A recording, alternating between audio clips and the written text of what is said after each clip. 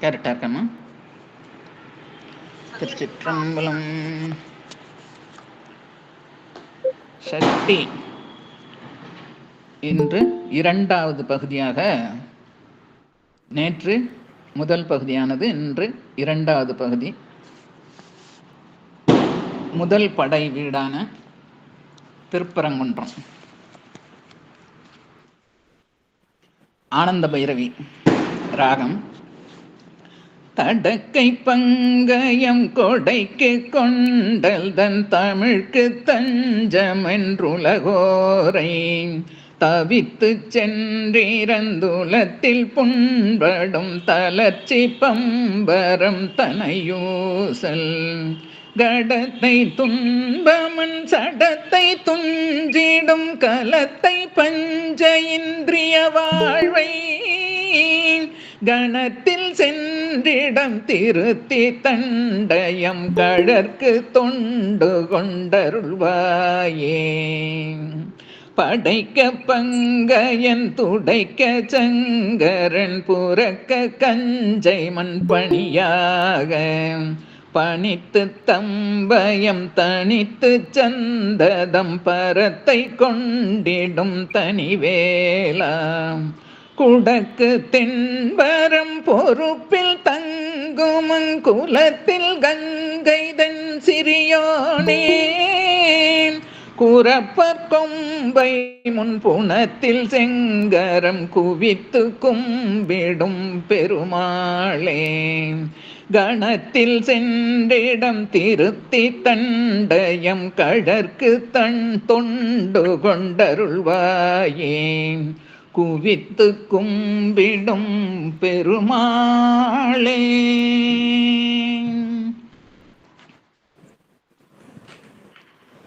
திருச்சிற்றம்பலம். இன்று இரண்டாவது பகுதியாக சைவ சித்தாந்த பேராசிரியர், 4 மையத்துக்கு பேராசிரியர் இருக்காங்க. தூத்துக்குடி, கழுகுமலை, மார்த்தாண்டம், நாகர்கோயில் 4 பகுதிக்கு சித்தாந்த பேராசிரியராக இருக்காங்க. திருமுறை பேராசிரியராக 5 மையத்தில் பணிபுரிகிறார்கள். நாகர்கோயிலில் 2 இடம், கோட்டாறு, வடசேரி, அப்புறம் தூத்துக்குடி, கழுகுமலை, மார்த்தாண்டம், இந்த 5 பகுதியிலும் திருமுறை பேராசிரியராக பணிபுரிகிறார். தூத்துக்குடியில் மங்கையர்க்கரசியார் மாதர் கழகம் 10 வருடமாக நடத்தி வருகிறார். இதை சொல்லும்போது இறைவன் திருவுள்ளம் என்னமா கூட்டி வச்சிருக்கு பாருங்க. மங்கையர்க்கரசியார் மாதர் கழகத்தில் பணிபுரியும் அவரை இந்த மங்கையர்க்கரசியார் வரவேற்கிறதுக்கு ரொம்ப சந்தோஷமா. மங்கையர்க்கரசிக்கும் மதுரைக்கும் ஞானசம்பந்தருக்கும் தான் தொடர்பு இருக்கு அப்படின்னு நினைச்சுக்கிட்டு இருந்தேன். ஆனா தூத்துக்குடிக்கும் மங்களூருக்கும் மங்கையர்க்கரசிக்கும் கூட சம்பந்தம் இருக்குங்கிறத திருவுள்ளம் தெரிஞ்சுக்கிட்டேன். இப்போ சைவ சித்தாந்த பேராசிரியரும் திருமுறை பேராசிரியரும் ஆகிய திருமதி சாந்தா ரவிபாலன் அம்மா அவர்களை அப்பர் அருள்நெறி மன்றத்தின் சார்பாக வருக வருக என்று வரவேற்கின்றேன். அருள் மழை பொழிக. சிற்றம்பலம். ஹர பார்வதீபதே, ஹர மகாதேவ. தென்னாடுடைய சிவனே போற்றி, எண்ணற்றவர்க்கும் இறைவா போற்றி. திருச்சிற்றம்பலம். பொழியான திருமேனி உமேதானம் மிகமேவும் கையான வரும் யானை கடல் நாழோ மரமாமல்லணியாழும் மல தூவும் அடியார்கள் உழமாக வெளியாகும் மலைதாய வினை கூட நினைய. சிற்றம்பலம். சண்முகக் கடவுள் போற்றி, சரவண துதித்தாய் போற்றி, தன்மணி முருகா போற்றி, கார்த்திகை பாலா போற்றி, தன்மலர் கடம்பமலர் மாலாய் போற்றி போற்றி போற்றி. திருச்சிற்றம்பலம். எல்லாம் இல்ல முருகப்பெருமானின் திருவருடும் குருவருடும் நமக்கெல்லாம் இன்றைக்கு கூடி நிற்க இந்த சஷ்டி நல்ல நாள் 6 நாட்களும் இந்த அப்பர் அருள் நெறி மன்றம் இதை சார்ந்தவர்கள், அதுல சார்ந்த அம்மா, இன்றைக்கு பேசிய மங்கையர்க்கரசி அம்மையார், இன்னும் அந்த குழுவிலே அமைந்திருக்கக்கூடிய எல்லா மக்களுக்கும் முதற்கண் வணக்கத்தையும் தெரிவித்துக் கொண்டு இது அருமையான ஒரு ஞான வேள்வியை செய்து கொண்டிருக்கிறார்கள். இறைவனுடைய திருவருளும் குருவருளும் அவர்களுக்கு கூடி நிற்க நேற்று அம்மையார், நம்முடைய ஞான பூங்காதை அம்மையார் நமக்கு மிக அருமையாக முதல் ஒரு 7 பாடல்களுக்கு, கந்தர் அலங்கார பாடல்களுக்கு விளக்க உரையாக அருமையாக கூறினார்கள். அதுலயும் அவர்கள் எடுத்துக்கொண்ட இந்த 6 நாள்ல மிக பெரியதான ஒரு வேள்வி, சாதாரண வேள்வி இல்ல, ஞான வேள்வி. அதுலயும் 108 பாடல்களை கொண்டதான கந்தர் அலங்கார பாடலை இவர்கள் கையில் எடுத்திருக்கிறார்கள் என்றால் இது மிக பிரம்மாண்ட ஒன்று என்றுதான் சொல்ல வேண்டும். அதுலயும் கந்தர் அலங்கார பாடல், ஒரு பாடலில் ஒவ்வொரு சொல்லிலும் ஆயிரமான விளக்கங்களை உள்ளீடாக வைத்திருக்கும் அருணகிரி பெருமான். அருணகிரி பெருமானே எப்பவுமே, அதாவது பெரியவர்கள் எப்பவுமே சுருங்க சொல்லி விளக்கமான ஒன்றை உள்ளீடாக வைத்திருப்பார். நமக்கு சிவஞான போதம் தெரியும். எவ்வளவு சூத்திரம்னாலே சுருங்க சொல்லுதல். அதனுடைய விரிவை நம்ம எங்க பார்க்கலாம்னா வழிநூல்கள்ல பார்க்கலாம். அப்புறம் சித்தியாறு, அப்புறம் சிவப்பிரகாசம், அப்புறம் சிற்றுரை, அப்புறம் மாபாடியம். இன்னும் எத்தனை விளக்கங்கள் அங்கு இருக்கிறது என்பது போல அருணகிரி பெருமான் மிக குறைந்த இதுக்கு ஒரு பானை நிறைய சாதம் இருக்கு அப்படின்னா, ஒரு சாதத்தை, அதாவது ஒரே ஒரு சாதத்தை எடுத்து நசுக்கி பார்ப்போம், சாதம் வெந்துட்டார். அது போல ஒன்றை எடுத்து பார்த்தாலே இதனுடைய ஆகா எவ்வளவு பெரிய பொக்கிஷம் தந்திருக்கிறார் என்பதை நாம் உணர முடியும். அப்படிப்பட்ட கந்தர் அலங்காரத்தை தான் இன்றைக்கு இவர்கள் கையில் எடுத்திருக்கிறார்கள். அதுலயும் நேத்து அம்மா ரொம்ப, அவங்கள பெரியவங்க, அழகா சொல்லி முடிச்சுட்டாங்க. அடியேன் போன்ற இந்த சிறியவர்களுக்கும் இந்த பணியை கொடுத்திருக்கிறார்கள் என்றால் என்னுடைய திருவருளும் கொட்டி வைக்க அனைவருக்கும் இங்கே பணிவான வணக்கத்தை தெரிவித்துக் கொண்டு இன்றைக்கு கந்தர் அலங்காரம் 8வது பாடல்ல இருந்து ஆரம்பிக்கணும். ஆனா அதுக்கு முந்தி ஒருபான சோத்துக்கு ஒரு சோறு பதம் என்பதை முதலில் சொல்லிவிட்டு இந்த 8வது பாடலுக்கு செல்லலாம் என்று அடியே நினைக்கிறேன். திருச்சிற்றம்பலம். அதுல கந்தர் அலங்காரத்தில் காப்புச்செய்யுள் அப்படின்னும் போது இவர் அருணகிரி பெருமான் எப்பொழுதுமே முருகப்பெருமானையே பாடக்கூடியவர். அப்பாவை பாடினாலும் அப்பேற்பட்ட பெருமானின் குமாரன் கிருபாகரனே அப்படிம்பார். மாமாவை பாடினாலும் அப்பேற்பட்ட மாமனுக்கு வாய்த்த மருமகனேம்பார். யாரை சொன்னாலும் இங்கே முருகனிடம் கொண்டு வந்து முடித்து விடுவார். காப்பு செய்யுளிலும் அப்படித்தான் செய்திருக்கிறார். விநாயகர பெருமானை சொல்ல வேண்டிய காப்பு செய்யுளிலே, அந்த காப்பு செயல் செய்யும் போதே ஒரு நூலுக்குள் ஆசிரியர் செல்கிறார் என்றால் முதலில் இங்க அந்த ஊர் தலத்தின் பெருமை அதை சொல்லணும். சொல்லிட்டு தான் போவாங்க எப்பவுமே. நீங்க பெரிய புராணம் எல்லாம் பார்த்தா தெரியும். அந்த தலத்தோடைய பெருமையை முதல்ல சொல்லுவார். இவரும் சொல்கிறார். இந்த கந்தர் அலங்காரம் பாடப்பட்ட தலம் என்பது திரு அண்ணாமலை. அப்ப அண்ணாமலை, திருவண்ணாமலையின் பெருமையை ஒரு பாடலில் சொன்னாரா? இல்லை. ஒரு வார்த்தையில் சொல்றாரா? இல்லை. ஒரே ஒரு சொல், அதிலிருந்தே இந்த அருணகிரி பெருமானுடைய பெருமைகள் எல்லாம் இங்கே பட்டியல் போட்டு விடலாம். அடல் அருணை திருக்கோபுரத்தே அந்த வாயிலுக்கு வடவரியில் சென்று கண்டு கொண்டேன். வருவார் தலையில் ரடபடன படுகொட்டுடன் சக்கரை முக்கிய கனதட கும்ப களிற்றுக்கு இளைய களிச்சிடையேன்.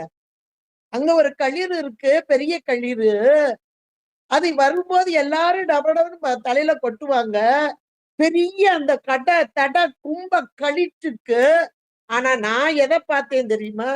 அந்த வாயில், அந்த என்றால் உள்ளே, இன்னொன்னு கிழக்கு வாயில். இது அந்த கிழக்கு வாயில் வழியாக உள்ளே வரும்போது வடவருகில், வடக்கு பக்கமா இருக்கக்கூடிய முருகப்பெருமான் அப்படின்னு அந்த களிற்றுக்கு இளையகள் சொன்னார். இது பாடல் நேத்து அம்மா அழகா சொல்லிட்டாங்க. அந்த முதல் சொல் இருக்கு பாருங்க, அடல் அருணை. அருணை என்றால் திரு அண்ணாமலை. அந்த அண்ணாமலைக்கு, அருணைக்கு ஒரே ஒரு ஒரு சொல் போடுகிறார். இதுதான் இந்த தலத்தின் பெருமையை எடுத்து பறைசாற்றக்கூடியதாக இருக்கிறது. திரு அண்ணாமலைக்கு வலிமை வாய்ந்த அருணை என்று சொல்கிறார். என்ன வலிமை? தோல் வலிமையா? வாள் வலிமையா? ஏராளமான அரசர்கள், மிக பிரசித்தி பெற்ற அரசர்கள் அங்கே ஆண்டார்களா? சேர சோழ பாண்டியர்களா நம்ம பார்க்கிறோம் வரலாறு. அப்படிப்பட்ட அரசர்கள் ஆண்டார்களா? எதுவும் கிடையாது. அப்ப என்ன வலிமை இங்க இருக்கிறது என்றால், ஒரு நாட்டிலே தோல் வலிமை மிக்கவர்கள் வாழ்ந்தார்கள் என்றால் அது ஒரு பெருமைதான். வாழ்வழியிலே சிறந்தவர்கள் இருந்தார் என்றால் அது ஒரு பெருமைதான். ஆனால் அந்த வலிமையெல்லாம் காட்டிலும் மேலான வலிமை உடையவர்கள் அன்றும் இன்றும் என்றும் வாழ்ந்து கொண்டிருக்கிறார்கள் என்றால் ஐம்புலன் அடக்கம். 5 புலன்களையும் யார் ஒருவர் அடக்கினார்களோ, யோகிகள், ஞானிகள், சித்தர்கள் இன்றளவும் வாழ்ந்து கொண்டிருக்கிறார்கள். அந்த வலிமை உடைய மக்கள், சித்தர்கள், யோகிகள் வாழும் அண்ணாமலை. ஞான தபோதனர்களை வா என்று அழைக்கும் திரு அண்ணாமலை என்பதை மிக அழகாக ஒரே ஒரு சொல்லில் சொல்லிவிட்டார். அடல் அருணை என்று சொல்லிவிட்டார் என்றால் அருணகிரி பெருமானுடைய வார்த்தைகளுக்கு ஈடு இணையே கிடையாது என்று சொல்லலாம். அப்படிப்பட்டதான இந்த கந்தர் அலங்கார பாடல்கள், இதை 1 மணி நேரத்துல ஒரு பாடலை சொல்லுங்க அப்படின்னு சொன்னாங்க அப்படின்னா, சரி இறைவனுடைய திருவருள் தான். அது அம்மாளா மாறி ஆள்கள்லாம் நேற்று அழகா சொல்லிட்டார்கள். அடியேனுக்கு கொடுக்கப்பட்ட இன்றைக்கு 8வது பாடல். நேற்று 7வது பாடல்ல அந்த பேய் மகள் அவள் எப்படி கூத்தாடினாள் என்பதை சந்தோஷம். அதுல கூட அம்மா ரொம்ப அழகா சொன்னாங்க. 3 பேரை இந்த முருகப்பெருமான் அப்படியே குளிர்வித்தான், சந்தோஷப்படுத்தினான் அப்படின்னாங்க. 1 தேவர்கள், அவர்களுக்கு வந்த பகை அதை நீக்கினான் அப்படின்றத அழகா சொன்னான். அடுத்து அசுர கூட்டங்கள், அந்த அசுர கூட்டர்களுக்கு அவர்களுக்கும் முருகப்பெருமான் நன்மை செய்தாரா? அது என்னங்க, அசுரர்களை எல்லாம் அழிக்கதான வந்தாரு அப்படின்னு நம்ம சொல்லுவோம். ஆனால் அது மரக்கருணை. அந்த மரக்கருணையின் மூலமாக அசுர உடல் நீக்கம் பெற்றது என்பதை அருமையாக சொன்னார்கள். தேவர்கள், அசுரர்கள், அது மட்டுமா பேய் கூட்டங்கள், இவைகள் எல்லாம் உண்டு மகிழ வேண்டும் என்பதற்காக அந்த அவுணர்களின் நினம் அங்கே இருக்கிறது. அது அந்த அவுணர் உரத்து உதிர குளத்தில் குதித்து குளித்து கழித்து குடித்து வெற்றி களத்தில் செருக்கி கழுது ஆட. வேல்தொட்ட காவலனே, எவ்வளவு அருமையான ஒரு சந்த தமிழில் சொன்னார் பாருங்க 7வது பாடல்ல. கழுது என்றால் பேய்க்கூட்டங்கள், இவையெல்லாம் ஆடி பாடி கொம்மளிக்கிறார்கள். அப்படியே கழித்து இருக்கிறதா. அதை சொன்னவர் அடுத்து 8வது பாடலுக்கு வருது. 8வது பாடல் எவ்வளவு ஒரு உயர்ந்ததான ஒரு சந்த தமிழிலே அமைத்து கொடுத்திருக்கிறார்.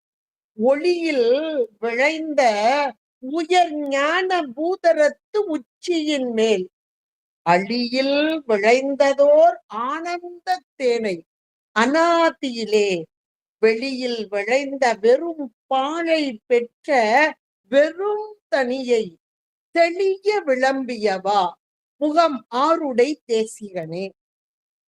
அருமையான ஒரு பாடல். ஒளியில், அழியில், வெளியில், தெளிய என்பதாக அமைத்து கொடுத்திருக்கிறார். இந்த ஒளியில் விளைந்த உயர்ஞான பூதரத்து உச்சியின் மேல் என்று சொல்கிறார். அதாவது இந்த பாடலிலே நல்ல ஒரு பக்குவம் பெற்ற ஆன்மாக்கள், என இவர் அனுபவிச்சதைத்தான் சொல்றார், பாடலாக்கி தருகிறார்.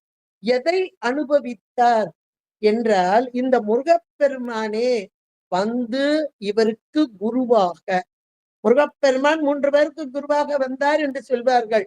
அதில் மனிதர்களில் சிறந்தவரான அருணகிரி பெருமானுக்கு குருவாக வந்தார். ரிஷிகளில் சிறந்தவரான அகத்திய மகரிஷிக்கு குருவாக வந்தார். கடவுள் தனக்கு தந்தையாக இருந்த அந்த சிவபெருமானுக்கே குருவாக வந்தார். அந்த 5 முக சிவத்துக்கு இந்த 6 முக சிவம் குருவாக இருந்தது. அதனால் குருபரன், குமரனாக இருந்த குருபரன் குமரகுருபரன் என்றெல்லாம் சொல்வார்கள்.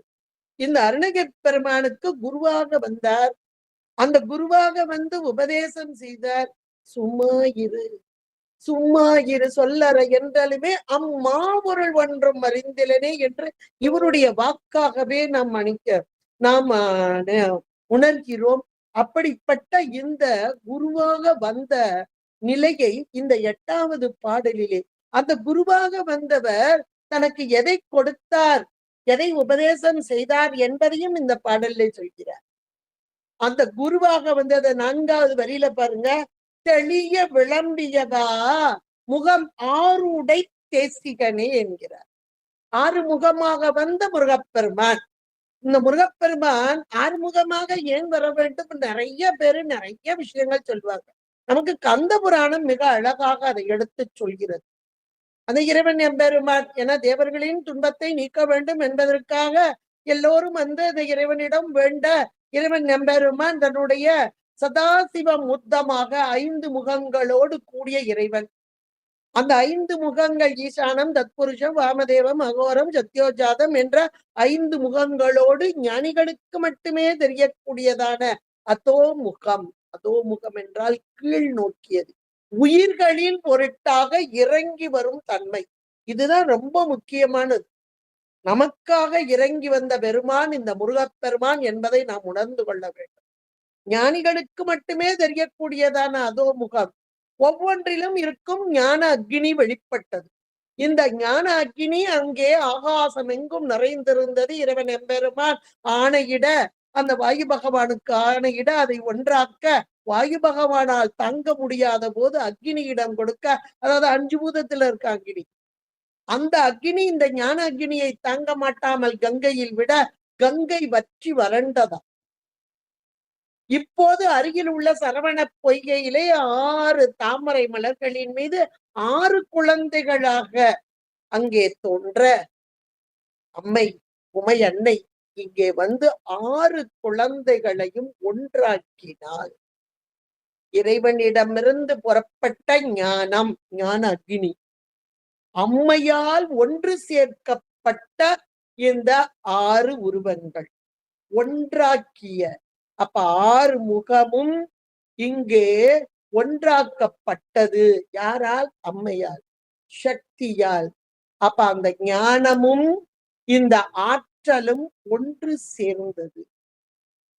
அதுதான் 6 முகம் என்று சொல்லக்கூடிய இந்த முருகப்பெருமான் சிவ சக்தி சொரூபமாக பஞ்சபூதங்களோடு ஒன்றான, பஞ்சபூதங்கள் வேறு இவன் வேறு அல்ல. இதெல்லாம் இந்த பாட்டிலேயே நமக்கு வருது. நமக்கு சைவ சித்தாந்தமும் மிக அழகாக சொல்கிறது. எல்லாவற்றையும் கொண்டு வந்தாச்சு. அப்ப அம்மை ஒன்று சேர்த்ததால் இவன் கந்தன் என்று அழைக்கப்படுகிறார். அருணகிரி பெருமான் கந்தர் அனுபூதி, கந்தர் அலங்காரம், கந்தர் அந்தாதி என்றெல்லாம் செய்திருக்கிறார் என்றால், இந்த கந்து என்றால் ஒன்று சேர்க்கப்பட்டவன் என்பதான ஒரு பொருள். இன்னொரு பொருள், இந்த கந்து என்றால் பற்றுக்கோடானவன். உயிர்களாகிய நாமெல்லாம் பற்றி கொள்ள வேண்டும் என்பதற்காக பற்றுக்கோடாக இருப்பவன் இந்த கந்தன். அதனால இந்த கந்தன் என்ற பெயர் மிக மிக மேலானதான ஒன்று. அதை வைத்துதான் இந்த அலங்காரம் செய்கிறார். அலங்காரம் என்றால் ஒரு சின்ன குழந்தைக்கு நேற்று அம்மா அழகா சொன்னாங்க. சின்ன குழந்தைய நல்ல குளிப்பாட்டி அருமையாக அதை அலங்காரம் செய்து பார்த்து ரசிப்போம். சின்ன குழந்தைகளை அப்படியே அலங்காரம் பண்ணி பார்த்து ரசிக்கிறது என்பது நமக்கு ரொம்ப ரொம்ப பிடிக்கும். ஏன் நம்மையே நம்ம அலங்காரம் பண்ணி கூட பார்த்து ரசிப்போம். இறைவனை அலங்காரம் பண்றதை நம்ம பாக்குறோம், ரொம்ப பிடிக்கும். ஆஹா இன்னைக்கு ரொம்ப அழகா இருக்குன்னு. இங்க அருணகிரி பெருமான் அலங்காரம் பண்ண எண்ணுகிறார். யாருக்கு? இந்த கந்தனுக்கு. அது பூக்களால் நகைகளால் அலங்காரம் பண்ணினால் சில நாட்கள் சில காலங்கள், அதனால் சொல்லால் அலங்காரம் பண்ணுகிறார். அவருடைய பெருமைகளை எல்லாம் பட்டியல் போடுகிறார். அந்த ஒவ்வொரு பாடலும் பார்த்தீங்கன்னா முருகப்பெருமானுடைய பெருமைகள். அந்த முருகப்பெருமான் மட்டும் இல்ல, அதனோட உறவுகளை எல்லாம் சொல்லி சொல்லி இப்பேற்பட்ட உறவுகளோடு கூடிய முருகப்பெருமான் என்று அந்த அலங்காரத்தை கொண்டு வருவார். இந்த பாடலிலே 8வது பாடலிலே இந்த கந்தன் ஒன்று சேர்க்கப்பட்ட கந்தன் தான் ரொம்ப முக்கியமானது. உயிர்களாகிய நமக்கு பற்றுக்கோடாக இருக்கும் இந்த கந்தன். இந்த கந்த பெருமானுக்கு அலங்காரம் செய்கிறார். தமக்கு தேசிகனாக குருவாக வந்ததை மிக அழகாக சொல்கிறார். முகம் ஆருடை தேசிகனே என்கிறார். 6 முகமாக இருக்கும் இந்த தேசு என்றால் ஒளி, தேசிகன் என்றால் ஒளி மயமான பெருமான் முருகப்பெருமான். நக்கீரர் முருகாற்றுப்படையிலே முதல் ஆரம்பமே திருப்பரங்குன்றத்துல முருகப்பெருமான் எழுந்து வருவதை சொல்வார். உலகம் உவப்ப வலங்கேர்வு தெரிதர் வளர்வுகள் ஞாயிறு கடற்கண்டாங்கு ஒவ்வொரு இமைக்கும் சேன் விளங்கு அவிரொளி என்பார். ஒளிப்பிளம்பாக வெளிவரும் இந்த முருகப்பெருமான் என்பதை சொல்வார். எதற்காக? உயிர்களாகிய நம்மிடம் இருக்கும் அறியாமை என்ற ஒரு ஆணவ இருளை நீக்குவதற்காக. சோதி இளம் பரிதி 100,000 கோடி போல என்பார் கந்தர் கலிவன் பாவிதர். சோதி இளம் பரிதி 100,000 கோடி, 1 2 இல்ல, ஒரு சூரியனை நம்மால தாங்க முடியல, உலகத்து சூரியனை. ஆனால் இந்த முருகப்பெருமானோ எப்படி வருகிறான் என்றால் 1000 கோடி சூரியனாக வருகிறானா. அப்ப நம்மகிட்ட இருக்கிற மலம் எவ்வளவு திக்னஸ்ன்றத நாம இதுல இருந்து உணர்ந்து கொள்ளலாம். அதுவும் 6 முகமாக வருகிறானாம். 6 முகமும் ஒவ்வொரு விதமான நன்மைகளை செய்ய இங்கே வருகிறது. ஒவ்வொருத்தருக்கும் ஒவ்வொரு விதமாக, எல்லாரும் ஒரே மாதிரி இல்ல. உயிர்கள் ஒவ்வொருவரும் ஒவ்வொரு விதமான ஆணவத்தின் பிடியிலே அகப்பட்டவர்களாக இருக்கும். அப்ப ஒவ்வொருத்தருக்கும் ஒவ்வொரு விதமாக இங்கே உதவ வர வேண்டும். அதை நக்கீரர் ரொம்ப அழகாக சொல்கிறார். முருகாற்றுப்படை, திருமுருகாற்றுப்படை, அதுல 2வது படை வீடாகிய நம்முடைய திருச்செந்தூர். அந்த திருச்செந்தூரிலே முருகப்பெருமான் அழகான அந்த பிணிமுகம் என்று சொல்வார்கள். ஒரு யானையின் மீது ஏறி வரும் இளம் காளை பருவமாக, சின்ன குழந்தைதான். ஆனா அந்த யானை எப்படி இருக்குதான், அப்படியே வைநுதி பொருத வடுவாள் வரிநுதல், அந்த மத்தகத்துல பூரா குத்தி குத்தி குத்தி குத்தி காயமா இருக்கு. அப்ப அவ்வளவு ஒரு வேகமாக வரக்கூடிய யானை, அதன் மீது விட்டிருக்கும் இளம் காளையாக காட்டுவார். திருச்செந்தூர் முருகாற்றுப்படையை தினந்தோறும் சொல்லுங்கள். எப்படிப்பட்ட துன்பம் இருந்தாலும் நமக்கு நீங்கிவிடக்கூடியதாக இருக்கும். அதிலே 6 முகம். அந்த 6 முகம் எப்படி இருக்கிறதா? மாயிருள் ஞானம் மறுவின்றி விளங்க பல் கதிர் விரிந்தன்று ஒரு முகம். முதல்ல ஒரு முகம் என்ன செய்தா? இருளை போக்க வருகிறது. அந்த இருளை போக்குவதற்காக பல் கதிர், பல வகையான கதிர்களை, ஒரே வகையாக அல்ல, பல் கதிர் விரிந்தன்று ஒரு முகம். ஒரு முகம் ஆர்வலர் ஏத்த அமர்ந்து இனிது ஒழுகி. அந்த ஆர்வலர் என்றால் நாம தான், அடியவர்கள் தான். சதா காலமும் இறைவனை முருகா முருகா எங்களை காக்க வேண்டும் என்று அன்போடு வழிபாடு செய்கிறோமே, அப்படிப்பட்ட நமக்காக இங்கே ஒரு முகம் ஆர்வலர் ஏத்த அமர்ந்து இனிது ஒழுகி காதலின் உவந்து. எப்படி கொடுக்கிறாரா முருகப்பெருமான்? கேட்டதையெல்லாம் கொடுக்கக்கூடிய முருகப்பெருமான் ரொம்ப விருப்பத்தோட, என்னப்பா உனக்கு என்ன வேணும், என்ன வேணும் அப்படின்னு கேட்டு அப்படி காதலின் உவந்து கொடுத்தன்றே என்று சொல்கிறார். 3வது முகம் மந்திர விதையின் மரப்புள்ளி வழ அந்தனர் வேள்வி ஒர்க்குமே. அந்தணர்கள் எல்லாம் அங்கே வேள்வி செய்கிறார்கள். அந்த வேள்வியிலே மந்திரத்தை சொல்கிறார்கள். அந்த மந்திரத்தை சொல்லும் போதே ஆகுதி கொடுக்கிறார்கள். யாருக்கு? தேவர்களுக்கு. அதை எடுக்க விடாமல் அசுரர்கள் தடை செய்வார்களாம். அதனால் இந்த மந்திரத்தை சொல்லும் போதே முதலில் முருகப்பெருமானை வரவழைப்பார்கள். இந்த வேள்விக்கு காவல் யார் என்றால் அந்த முருகப்பெருமான். சுப்பிரமணியம் சுப்பிரமணியம் சுப்பிரமணியம் என்று 3 முறை சொல்வார். அப்படிப்பட்ட அந்தணர்களுக்கு உதவ ஒரு முகம் வருகிறதா? மந்திர விதியின் மரபுள்ளி வழ அந்தணர் வேள்வி ஒர்க்குமே. ஒரு முகம் எஞ்சிய பொருள்களை ஏபுற நாடி திங்கள் போல திசை விளக்குமே. இப்ப நமக்கு ஏதாவது பொருள் விளங்கலை அப்படின்னா, ஒரு பாட்டுல பொருள் விளங்கலைன்னா நம்ம ஆசிரியர்கிட்ட போய் கேட்போம், இதுக்கு பொருள் என்னங்க சொல்லுங்க. ஆசிரியர் உடனே தெரிஞ்சா சொல்வாங்க, ஒருவேளை தெரியலன்னா இருங்க நான் பார்த்து சொல்றேன் அல்லது கேட்டு சொல்றேன். அவங்களுடைய ஆசிரியர்கிட்ட கேட்பாங்க அல்லது நூல்கள் கேட்பாங்க. அவங்களுக்கு தெரியலன்னா அவங்கள்ட்ட, இப்படியே போய்கிட்டே இருக்கும். அப்ப எஞ்சிய பொருள் என்று ஒன்று இருக்கு பாரு, யாருக்குமே தெரியாத ஒன்று இருக்குல்லவா, அதை சொல்பவன் யார் என்றால் இந்த முருகப்பெருமானே. எஞ்சிய பொருள்களை ஏமுற நாடி எப்படி விளக்குவானாம்? திங்கள் போல திசை விளக்குமே. அப்ப ஒவ்வொருத்தருடைய பக்குவத்திற்கு ஏற்றாற் போல வரக்கூடிய ஒவ்வொரு முகத்தை இங்கே அழகாக எடுத்து காட்டுகிறார் நக்கீரர். அடுத்து ஒரு முகம் எதை செய்கிறதாம்? செரு நற் தேய்த்து செல் சமம் முறுக்கி கருவுகொள் நெஞ்சமோடு களம் வெட்டன்றே. கருணையே வடிவான பெருமான். ஆனால் இங்கே அறக்கருணை அல்ல, மரக்கருணை. அதனால் இங்கே அதை சொல்கிறார், கருவுகொள் நெஞ்சமோடு. இவர்களை கொல்ல வேண்டும், இவர்களை நீக்க வேண்டும் என்பதற்காக அங்கே களம் வெட்டன்றே என்ற அந்த களத்திலே, போர்க்களத்திலே நிற்கும் முருகப்பெருமான் ஒரு முகம் அங்கே வருகிறது. அடுத்து ஒரு முகம் எதை செய்கிறது என்றால், ஒரு முகம் புறவர் மடமகள் வள்ளியம்பிராட்டி கொடி போல் நுசுப்பின் மடவரல் வள்ளியோடு நகை அமர்ந்தன்றே. இப்ப 6 முகம் ஏன் ஏன் என்று ஒவ்வொருவர் கேட்டால், எல்லா உயிர்களுக்கும் உதவ வேண்டும், எல்லா வகையிலும் உதவ வேண்டும் என்பதற்காக வந்த இந்த 6 முகம். அதனால் இந்த 6 முகம் இந்த பாடலிலே 8வது பாடலிலே முகம் 6 தேசிகன் குருவாக வந்தவன். அவன் 6 முகம் கொண்டு வந்தவன். அவன் எனக்கு எதை செய்தான் தெரியுமா? தெளிய விளம்பியவா. அத எப்படி சொல்றார் பாருங்க. எனக்கு தெளிய சொல்லிட்டான். அதாவது தெளிய என்பது ஒன்று, தெரிய என்பது ஒன்று. தெரியன்னா நாம அதாவது நமக்கு சாத்திரங்கள்லாம் பாத்தீங்கன்னா பொதுன்னு ஒண்ணு இருக்கும், சிறப்புன்னு ஒண்ணு இருக்கும். இது நம்ம படிச்சிருப்பீங்க, கேள்விப்பட்டிருப்பீங்க. பொது என்றால் ஆராய்ச்சியும், சிறப்பு என்றால் அனுபவமும்.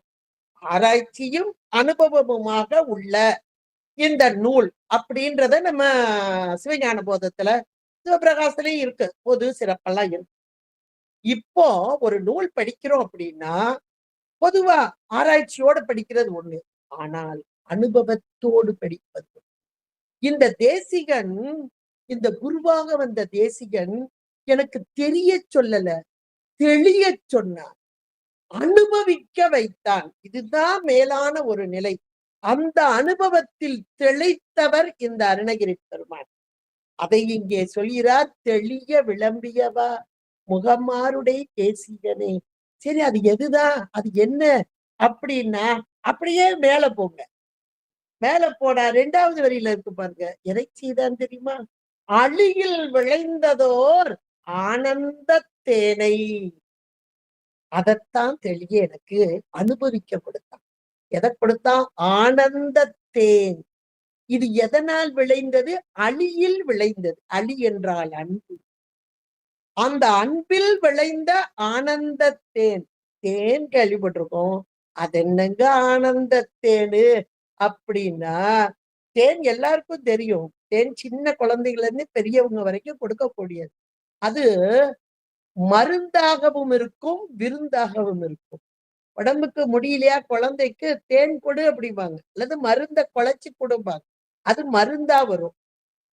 இன்னும் நல்ல விருந்து வீடுகள்ல எல்லாம் பாத்தீங்கன்னா தேன் இல்லாம இருக்காது. ஒரு ஜாம் செஞ்சாங்கன்னாலும் கொஞ்சம் தேன் விடுவாங்க. அப்பா சூப்பரா இருக்குப்பா, நல்ல தேனா விட்டுருக்காங்க, எங்க இருந்து வாங்கினாங்கன்னு தெரியல, மாத்தாண்ட வாங்கினாங்களோ தெரியல அப்படின்னு சொல்லுவாங்க. அப்ப விருந்தாக வருவது ஒன்று, மருந்தாக வருவது.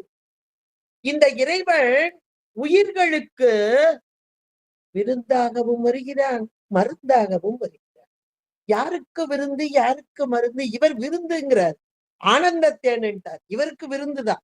பக்குவம் பெற்ற ஆன்மாக்களுக்கு விருந்தாக வரும் இறைவன் நம் போன்ற பக்குவம் இல்லாத மலத்தோடு கூடியவர்களுக்கு மருந்தாகவே இருக்கிறார், வினைக்கு ஈடாகவே இருக்கிறார். என்னை அறிவென்றான், என் அறிவில் ஆனந்தம் தன்னை சிவமென்றார். தன்னை பாரா மறைத்ததுவே பாசம் என்றான். ரொம்ப அழகா நமக்கு குறிஞான சம்பந்த பெருமான் கூறியிருக்கிறார் என்றால், இங்கே என்னுடைய அறிவிலே இருக்கும் ஆனந்தம், அது தேனாக, அது எதனால் வருகிறது? அன்பினால் விளைந்த ஆனந்தத்தேன். அது எங்க இருந்தது, எப்ப இருந்தது? அந்த கேள்விக்கு பூரா பதில் இந்த ஒரு பாடல்ல போட்டார். அந்த ஆனந்தத்தேன் சொல்றீங்களே, என்னை அறிவென்றான், என் அறிவில் ஆனந்தம் தன்னை சிவமென்றான் சொன்னீங்களே, அது ஆனந்தத்தேன் சொல்கிறீங்களே, அந்த ஆனந்தத்தேன் எங்கே இருக்க? பெரிய மலை, அந்த மலை உச்சியில தேக்கு மரம், அந்த தேக்கு மரத்துல ஒரு தேனீ கூடு கட்டி இருக்கு. அது ஒரு அருமையான தேன் கூடு, தேன் இருக்கிறது. மலை தேன் என்று சொல்வார். கொம்பு தேன், மலைத்தேன் என்றெல்லாம் சொல்வார்கள். அதே போல இந்த உடம்பு அழியும் மாயையின் காரியமாகிய உடம்பு, வினைக்கு ஈடாகிய உடம்பு, இதை செலுத்தும் உள்ளே இருக்கும் உயிர், அந்த உயிரின் அறிவிலே இருக்கும் ஒரு பொருள், அது பேரானந்தம் தரும் பொருள் என்று அழகாக முதல் வரிக்கு வாங்க. இப்போ ஒளியில் விளைந்த, அது இப்ப இருட்ட, நம் போன்றவர்களுக்கு இருட்டா இருக்கு, ஆணவம் என்ற இருளோடு கூடியிருப்பதால் அறியாமல் இருக்கிறோம். என்றைக்கு இந்த தேசிகன் ஒளிமயமானவன் இங்கே வருகிறானோ, ஒளியை பரப்புகிறானோ, இங்க சொன்ன மாதிரி ஒரு முகம் மாயிருள் ஞாலம் மறுவின்று விளங்க. ஞாலம் என்றால் இங்க உலகத்திலே வாழும் நாம தான், உயிர்கள் தான். நம்மிடம் இருக்கும் இந்த இருள், இருள், மாய்கின்ற இருள், மாயும் இருள், இந்த ஆணவம் என்ற இருள் நீங்குகிறதோ அப்போது ஒளியில் விளைந்த, அந்த ஒளி வந்த போது அந்த மலை உச்சி நன்றாக தெரிகிறது. உயர் ஞானம் என்ற மலை, உயர்ஞான பூதரத்து உச்சியின் மேல், ஐம்பூதங்களில் ஒன்று, அந்த 5 பூதங்கள் அதை தாண்டிய நிலை, என் தத்துவ அதீதனாக இருப்பவன். பூதரத்து உச்சியின் மேல் அழியில் விளைந்ததோர், அன்பினால் விளைந்ததோர் ஆனந்த தேன். நாம சாதாரண உலகத்தேனை சாப்பிட்டு பார்த்திருப்போம், அதனால இதை ஓமையாக சொல்கிறார். ஆனால் அதற்கு ஆனந்த தேன் என்று ஒன்று அருமையாக கொடுத்து விட்டார். சரி, இந்த தேன் என்னைக்கு இருக்கு அப்படின்னா, அனாதியிலே, என்றைக்கு உயிர் உண்டோ அன்றைக்கு இருக்கிறது. நாம இன்னைக்கு அதை அனுபவிக்கலே. நமக்கு என்னைக்கு ஒளி வருமோ அன்னைக்கு நாம அனுபவிப்போம். அது இருவினை ஒப்பு, மலபரி பாகம், சக்தி நிபாதம், இதைத்தான் இங்க அழகான 2 வரியில சொல்லி, அனாதியிலே, என்றைக்கு உயிர் உண்டோ அன்றைக்கு அது இருக்கிறது. அந்த இடம் எது என்ன? வெளி, வெளியில் விளைந்த என்ற மாத்திரத்திலே ஆகாசம், அது பராகாசம் என்று சொல்லக்கூடியது. வெறும் பாழை பெற்ற வெறும் தனி, அது எப்படிப்பட்ட பொருள்? தனிப்பரம்பொருள், யாராலும் எட்ட முடியாத தனிப்பரம்பொருள். சொரூப நிலையிலே இறைவன் எம்பெருமான் தனி பரம்பொருளாக இருக்கக்கூடியவன் என்பதை அந்த 3வது வரி மிக அழகாக நமக்கு தேர்ந்து சொல்கிறார். என்றால் மிக உயர்ந்த கருத்தை, ஆழமான கருத்தை உயிர்களாகிய நாம் அடைய வேண்டிய ஒன்று எது என்றால், இன்றைக்கு உலக இன்பத்தையே இன்பம் என்று சொல்லிக்கொண்டு இதிலே அங்கே தோய்ந்து, சிற்றின்பத்திலே தோய்ந்து கொண்டிருக்கும் உயிர்களாகிய நம்மை பார்த்து பேரின்பம் என்ற ஒன்று இருக்கிறது என்பதை, இதைத்தான் மணிக்க வாசகர் சொன்னார். திணை தன்னை உள்ளதோர் பூவினில் தேன் ஒன்னதே, நினை தோறும் காண்தோரோ பேசும் தோறும் எப்போதோ, அனைத்தெலும் உள்நக ஆனந்தத்தேன் தோறியோ, புனிப்பூடையானுக்கு சென்றுதாய் கோத்தும்பி. அனைத்து எலும்பு உள்நக ஆனந்தத்தேன் சொரியும்.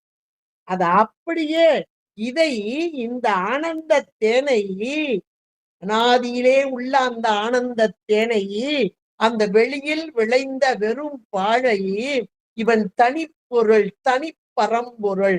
அந்த தனி பரம்பொருள் எப்படிப்பட்டவன் என்றால், எல்லாவற்றோடும் இணைந்தவன். அது அழகா இங்கே சொல்றார். அவன் தனிதான். ஒன்றும் நீ இல்லை, அன்றி ஒன்றில்லை, யார் உன்னை அறிய கேட்பாரே. ஒன்றும் நீ அல்லை, அன்றி நீ இல்லாம ஒரு பொருளும் இல்லை.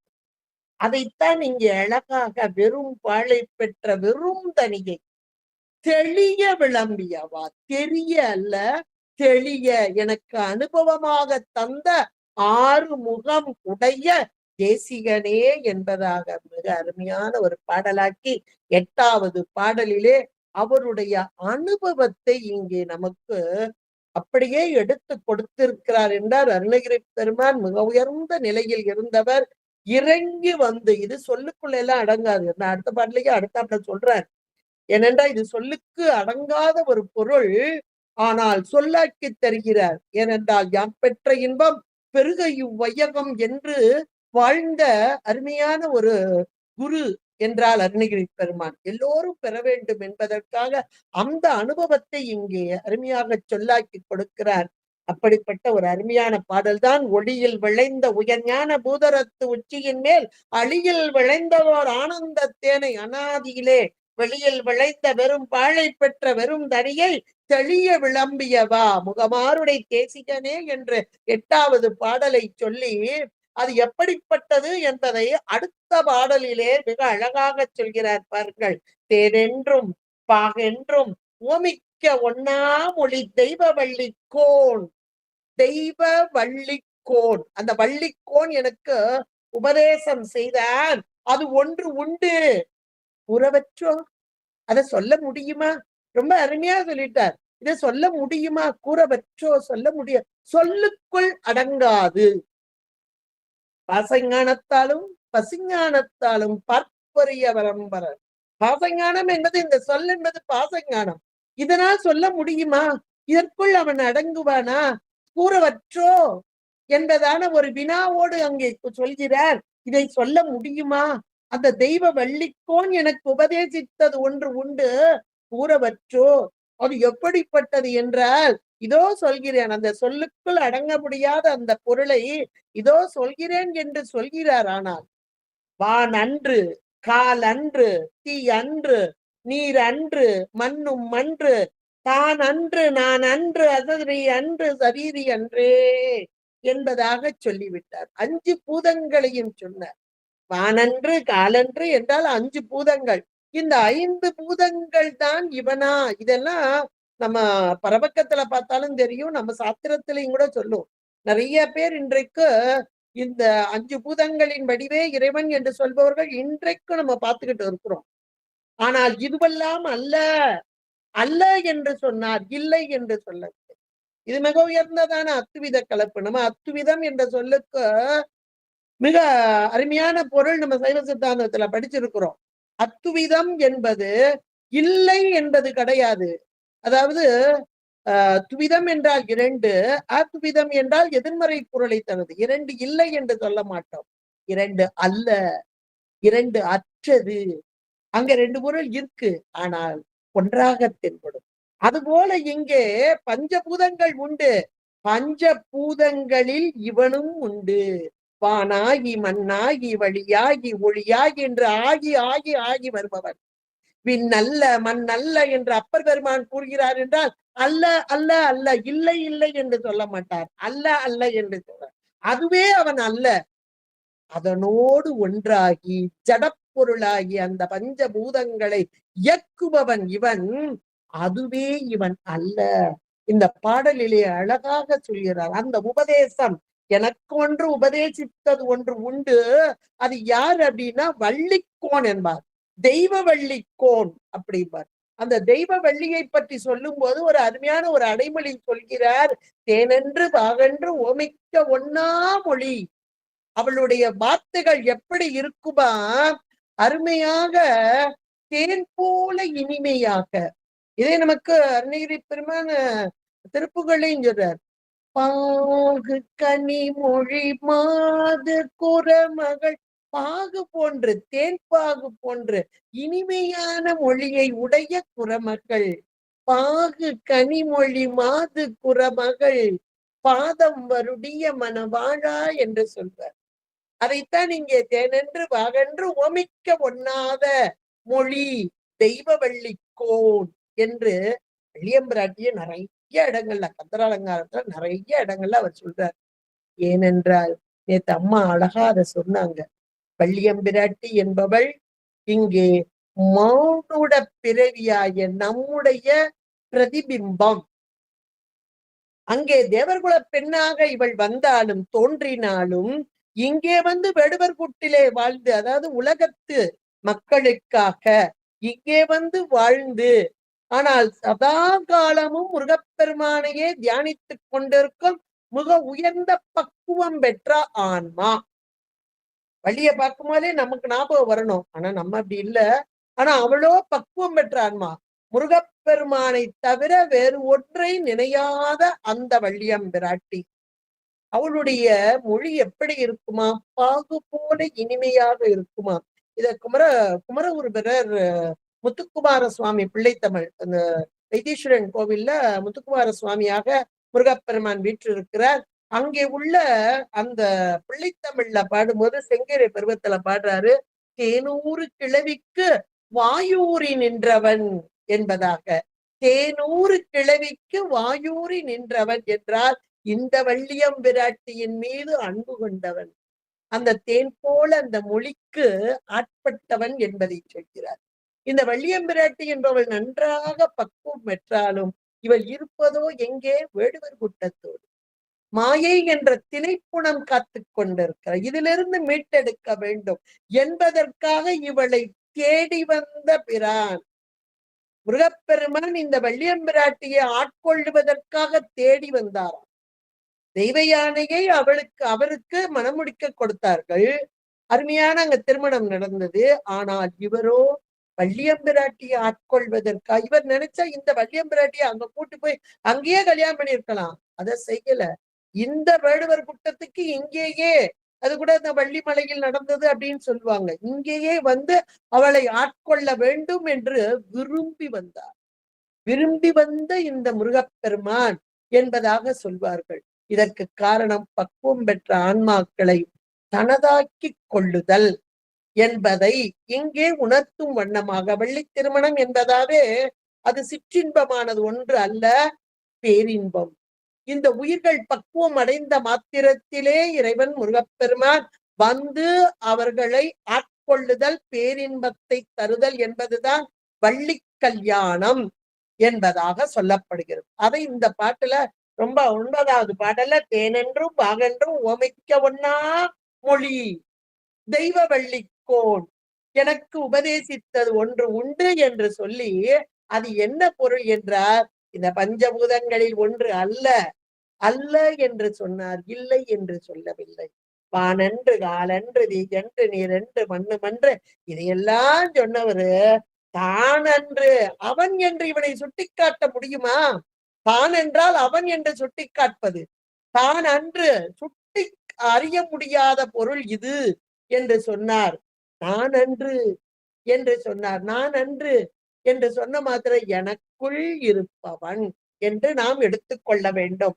அசரிரி சரிரி உருவமா அருவமா என்றார். உருவமும் அல்ல அருவமும் அல்ல என்பதை மிக அழகாக அந்த பாடலிலே, நமக்கு 9வது பாடலிலே எடுத்து சொன்னார். ஆனால் அப்படியே விட்டுட்டார். அல்ல அல்ல அல்ல அல்லன்னு சொல்லிட்டாரு.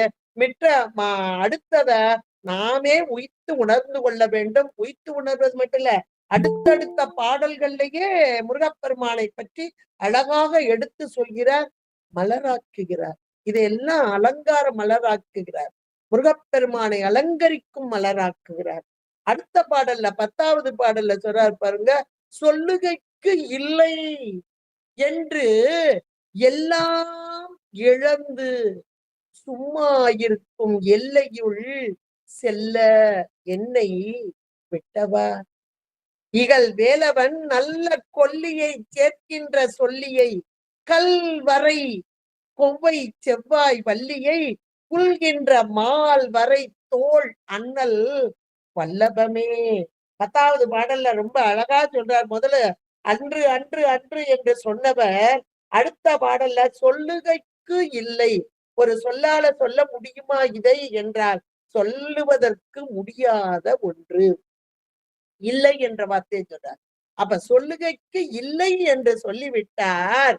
ஆனால் எல்லாம் இழந்து சும்மா இருக்கும் எல்லையுள் செல்ல என்னை விட்டவா. எல்லாம் இழந்த நலம் சொல்லாய் என்ற அனுபூதியிலே மிக அழகாக சொல்லியிருக்கிறார். எல்லாம் இழந்தால் நலம் வருமோ? என்ற ஒரு இன்னைக்கும் நமக்கு கேள்வி வரும். அது என்னங்க எல்லாத்தையும் இழந்துட்டா நலம் வருமா அப்படின்றா. இழந்து பாருங்கள், என்ன நலம் வரும் என்பதை நாம் உணர முடியும்.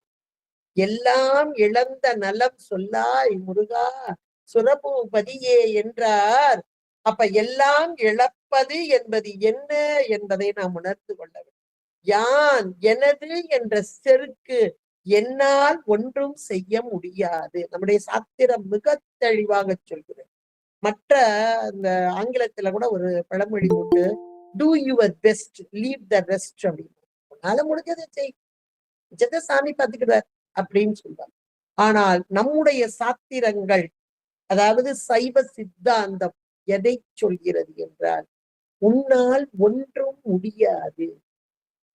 என்னங்க இது ரொம்ப டிப்ரெஷனா இருக்கே, நல்லா இல்லையே அப்படின்னு சொன்னா, இந்த நிலை நமக்கு வர வேண்டும். அது உண்மையான ஒன்று. உயிர்களாகிய நாம் எந்த ஒன்றையும் செய்வதற்கு உரியவர்கள் அல்ல. சார்ந்ததன் வண்ணம். உயிர் என்பது சார்ந்ததன் வண்ணம். அவன் அன்றி ஒரு அணுவும் அசையாது. இறைவன் உள்ளிருந்து இப்போது நம்மை நடத்தி கொண்டிருக்கிறார். அது வினைக்கு ஈடாக மாயை பிளஸ் வினை. இந்த வினை போகமே ஒரு தேகம் கண்டாய், வினை போய்விடில் தேகம் இல்லாது. அப்ப இந்த வினைக்கு ஈடாக இந்த மாயா உடலை உயிர் செலுத்துகிறது. உயிரா செலுத்துது? உயிருக்கு உயிராக நின்று இறைவன் செலுத்துகிறார். அவன் அன்றி ஒரு அணு கூட அசையாது. இதை நாம் உணர்ந்து கொண்டாலே போதும். இதுதான் சைவ சித்தாந்தத்தின் ஆணிவேர். அப்ப எல்லாம் அவனே, எல்லாம் அவன் செயல் என்று அப்பர் பெருமான் மிக அழகாக அதைத்தான், நீ ஆண்டான் நான் அடிமை. இது தாச மார்க்கத்தில் உள்ளது. தாச மார்க்கத்தும் இல்ல, எல்லா மார்க்கமும் இதுதான். இறைவன் தான் நம்மை செலுத்துகிறான் என்பதை நாம் உணர்ந்து கொண்டாலே போதும். இத ரொம்ப அழகா சொல்றார். சொல்லுகைக்கு இல்லை என்று எல்லாம் இழந்து, இந்த எல்லாம் இழந்து என்பது என்றைக்கு நமக்கு வருகிறதோ என்னால் ஒன்றும் முடியாது. அதுக்கு எங்களுக்கு ஆசிரியர் சொல்றார், we are only receiving point. இந்த உயிர்களாகிய நாம் இங்கே எதையுமே நாம செய்வதற்கு நமக்கு அதிகாரம் இல்லை. ரிசீவிங், பெறுதல் என்று மட்டுமே. உள்ள இருந்து இறைவன் உள்ளீடாக செலுத்துதல். அந்த அறிவு இறைவனால் கொடுக்கப்பட்டு, அது கூட நம்ம தத்துவங்கள்லாம் படிக்க படிக்க ஆரம்பிச்சா தத்துவங்களோடு கூடி நின்று இங்கே உலகத்தை அனுபவித்தல். தத்துவங்கள் நீங்கிய போது இது நான் அல்ல என்ற வந்த போது, இதுதான் இந்த இடத்துல சொல்லுகைக்கு இல்லை என்று எல்லாம் இழந்து என்று அவர் சொல்றாருன்னா அவருடைய இது அதுதான். தத்துவங்கள் நீங்கிய நிலையை, தத்துவங்கள் இருந்தாதான் இன்னைக்கு பார்த்தல் கேட்டல் எல்லாம் நடக்குது. இந்த உடம்பு, தத்துவங்கள்னா உடம்பு, உடம்போட கூட. இப்ப இந்த உடம்பு இல்லைன்னா நமக்கு எங்கங்க அறிவு வருமா அப்படின்னா, நம்ம அருளாளர்கள் சொல்கிறார்கள், இதை நான் இது அல்ல, இந்த தத்துவங்கள் நான் அல்ல என்று பக்குவ நிலையில் இருக்கும் அந்த ஆன்மாக்கள் தத்துவங்களை தன்னின் வேறாக நீங்கிய போது எல்லாவற்றையும் அறியும் ஒரு அறிவை பெறும். அந்த அறிவு திரு அருளினாலே, இந்த முருகப்பெருமானின் அருளினாலே கிடைக்கும் அந்த அறிவு. அதைத்தான் இங்கே ரொம்ப அருமையான ஒரு வார்த்தையில் சொல்கிறார். சொல்லுகைக்கு இல்லை என்று எல்லாம் இழந்து சும்மா இருக்கும் எல்லையுள் செல்ல என்னை விட்டவா. அது யார் என்றால் இகல் வேலவன். இகல் என்றால் மாறுபட்ட, இந்த மாறுபட்டதான இந்த பொறி கரணங்கள் அத்தனையும் எனக்கு உலகத்தை நோக்கி செலுத்துகிறது. இந்த வேலவனோ இந்த பகைவரோடு மாறுபட்டு எதிர்த்து நின்று கையில் ஞான வேலை கொண்டவன். அதான் இகல் வேலவன். வேல் என்றாலே வெற்றியை தருவது, ஞானமே வடிவானது. மாறுபட்டு நிற்கும் அந்த பொருளுக்கு இங்கே இந்த வேலாயுதத்தை கொண்ட இந்த வேலவன் நம்மை இகல் வேலவனாக வந்து, அவன் யார் என்றால் நல்ல கொல்லியை சேர்க்கின்ற சொல்லியை என்கிறார். அதாவது கொல்லி என்ற ஒரு சொல், அதாவது கொல்லுதல் அப்படின்னா ஆட்களை அல்லது எதையாவது கொல்றது, கொல்லக்கூடிய ஒரு நஞ்சு பொருள் வைங்களேன். இப்ப வீட்டுல கொசு ரொம்பன்னா அதுக்கு ஒரு மருந்து வச்சோம்னா அது கொல்லக்கூடிய பொருள், அத கொல்லி அப்படிம்பாங்க. அப்ப கொல்லக்கூடிய ஒரு பொருளுக்கு கொல்லி என்று பொருள். ஆனால் இங்கே நல்ல கொல்லியை என்றால் நல்ல கொல்லியை சேர்க்கின்ற சொல்லியை என்றால், நல்ல கொல்லி என்றால் கொல்லி பண். இது நம்ம எல்லாருக்கும் தெரியும், திருமுறையில இருக்கக்கூடிய ஒரு பண். அந்த நல்ல கொல்லியை அது போன்ற பண்ணின் இசை போன்று வரக்கூடிய சொல், அந்த சொல்லியை, இந்த வள்ளியம்பிராட்டியை, நல்ல கொல்லியை சேர்க்கின்ற சொல்லியை, அவள் எங்கே இருக்கிறாள்? கல்வரையில் இருக்கிறாள். மலையில இருக்கிறாளாம். வள்ளிமலை என்று வைத்துக் கொள்வோம். கல்வரை, வரை என்றால் மலை. அந்த கல்வரையிலே இருக்கக்கூடிய கொவ்வை செவ்வாய் வள்ளியை, அழகான இதழை உடையதான அந்த வள்ளியை புல்கின்ற மால்வரை தோள் அண்ணல் வல்லபமே. இப்படிப்பட்ட இந்த வள்ளியம்பிராட்டி இவள் இருப்பதோ இந்த வரை, அதாவது மலை. மலையிலே திணைப்புணம் காத்து கொண்டிருக்கிறாள். இந்த கல்வலை வரையிலே இருக்கும் போது இவளுக்கு இன்பமா என்றால் இல்லை. இவள் எங்கே போய் சேர வேண்டும்? இங்கே மலை போன்ற தோள். இங்க முருகப்பெருமானை சொல்லும் போது சொல்கிறார் பாருங்க, மால்வரை தோள். இங்கே மலை போன்ற அழகான தோள்களை உடைய இந்த முருகப்பெருமானை சேர வேண்டும். அப்பொழுதுதான் பேரானந்தம். இப்பொழுது சிற்றின்பம். இந்த சிற்றின்பத்திலே புனைத்த அந்த திணைப்புணத்தை காத்து கொண்டிருக்கும் இந்த வள்ளியம்பிராட்டி, இவள் சேர வேண்டிய இடம் இந்த தோள். அதுவும் அங்கே எப்படிப்பட்டதாக இருக்கா? மால்வரை தோள் அண்ணல் வல்லபமே. இந்த முருகப்பெருமான் எப்பேற்பட்டவன்? பக்குவம் பெற்ற ஆன்மாக்களை தனதாக்கி கொண்டு இன்பத்தை தருபவன் என்பதை இந்த பாடலிலும் மிக அழகாக, சொல்லுகைக்கு வாயால் சொல்ல முடியாது என்ற அந்த எல்லாம் இழந்து சும்மா இருக்கும் எல்லையுள் செல்ல என்னை விட்டவா என்று சொல்லி, இந்த முருகப்பெருமான் எப்படிப்பட்டவர் என்றால் இகல் வேலவன் என்று சொல்லி, இவன் அந்த கொல்லியை சேர்க்கின்ற சொல்லியை கல்வரை கொவ்வை செவ்வாய் வள்ளியை புல்கின்ற மால்வரை தோள் அண்ணல் வல்லபமே என்பதாக மிக அருமையான ஒரு பாடலாக 10வது பாடலாக சொன்னார். 11வது பாடலிலே மயிலை பற்றி சொல்கிறார். 11 மயிலு, 12 சேவல் பற்றி சொல்கிறார். இந்த மயிலும் சேவலும் என்பது சுரன், சுரபத்மன். அந்த சுரபத்மனை இங்கே இரு கூறாக்கினார். 2 உயிர் ஒரு உடல். இதுதான் இந்த சூரபத்மன் என்று சொல்லக்கூடியது. அதனை முருகப்பெருமானுடைய கை வேல், அந்த ஞான வேலாயுதம் இரு கூறாக்கியது. ஒன்று மயிலாக ஒன்று சேவலாக மாறியது அப்படின்றது நமக்கு அழகாக எல்லாருக்கும் தெரியக்கூடியது. இந்த முருகப்பெருமான் இந்த மயிலை தனதாக்கி கொண்டார். அசுர சம்பத்து கொண்ட இந்த மயிலை சுரசம்பத்து கொண்டதாக்கி தனதாக்கி கொண்ட முருகப்பெருமான். இதை நம்ம பார்க்கிறோம். சரி, இப்போ சூரனை மயிலாக்குனாரு, ஏறிட்டாரு. அப்ப அங்க இருந்து வரும்போது என்ன வாகனத்துல வந்தார்? அதுவும் மயில் தானே. ஆமா. அப்ப முருகப்பெருமானுக்கு 3 மயில்கள் உண்டு. முருகப்பெருமானுக்கு மயில்கள் 3 என்று சொல்வார்கள். ஓம் என்ற பிரணவம், அகர உகர மகாரம் சேர்ந்த ஓங்காரம், அந்த ஓங்கார பிரணவமே மயிலாக, பிரணவத்தின் வடிவானவன் இந்த முருகப்பெருமானே என்பதை மிக அழகாக சொல்ல ஓங்கார மயில் என்பார்கள். அந்த பிரணவத்தையே மயிலாக கொண்ட முருகப்பெருமான். அடுத்ததாக இந்த போருக்கு செல்ல வரும்போது இந்திரன், ஏன்னா அவனுக்குதான் ரொம்ப கஷ்டம். அவனுடைய மகன் இங்க ஜெயந்தனை கொண்டு வந்து சிறையில அடிச்சு போட்டிருக்கான். இந்த இந்திரன் பயந்து போய் ஒளிஞ்சு போய் கிடக்கிறான். தேவாதி தேவர்கள் எல்லாம் அங்கும் இங்குமாக சிதறி கிடக்கிறார்கள். இந்த இந்திரன் இந்த முருகப்பெருமானுடைய திருவடியில் விழுந்தான். முருகா, இதோ என்னுடைய தோளில் ஏறிக்கொள். இந்த இந்திரனே மயிலாக அவனுக்கு மயிலாக வர்றது கஷ்டம் கிடையாது. ஏற்கனவே உனக்கு உடம்பெல்லாம் கண்களாக இருக்கும். அது வந்து வரலாறுல வரக்கூடியது.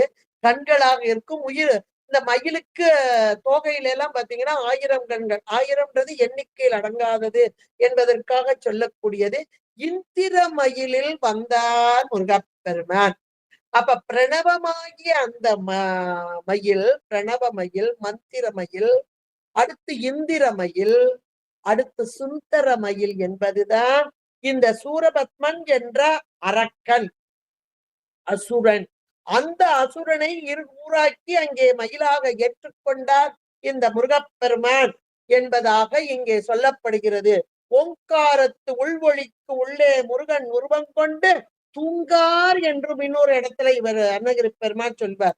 ஓங்கார சொரூபம் என்பதாக ஆனத நிமந்திர ரூப நிலை கொண்டதாடு மயில் என்பது அரியேனே என்றும் சொல்வார். என்றால் இந்த பிரணவ வடிவம் கொண்ட இந்த முருகப்பெருமான் என்பதாக இந்த முருகப்பெருமான் இந்த இப்பொழுது மயிலின் மீது வருகிறான். எந்த மயிலு? ஆணவம் கொண்ட சூரன். அந்த சூரன் இப்போது மயிலாக மாறி இந்த முருகப்பெருமானை தாங்கும் பேறு பெற்றான். ஏன்னா இவனுடைய தவ வலிமை ஏராளம்.